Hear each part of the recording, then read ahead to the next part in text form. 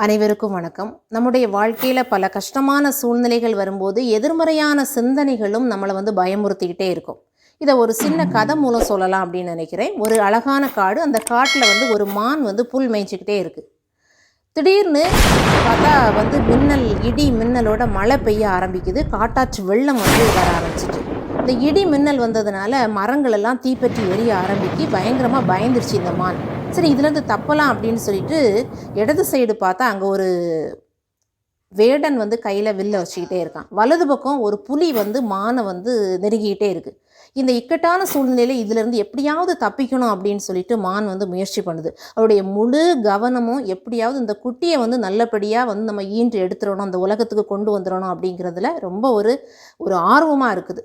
திடீர்னு பார்க்கும்போது என்ன ஆகுது அப்படின்னா, இடி இடித்ததில் மின்னல் பட்டதில் வேடனுடைய கண் பார்வை பறி போய் குறி தவறி புலிக்கு மேலே பட்டு புலி இறந்து போச்சு.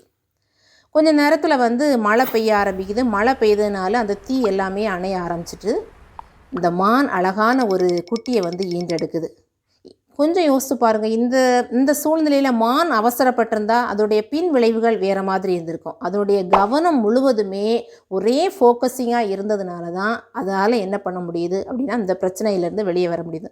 நாம் நம்மளுடைய வாழ்க்கையில் சின்ன சின்ன பிரச்சனைகள் வரும்போது அதை பற்றி நம்ம சிந்திக்கிறோம். சிந்திச்சுட்டு அதிலே நம்ம மூழ்கி இருந்தால் கண்டிப்பாக அதிலேருந்து நம்ம வெளியே வர முடியாது. அதனால் அந்த பிரச்சனைகள்லேருந்து சீக்கிரம் வெளியே வரும்போது தான் நம்மளும் சந்தோஷமாக இருக்க முடியும். நன்றி, வணக்கம்.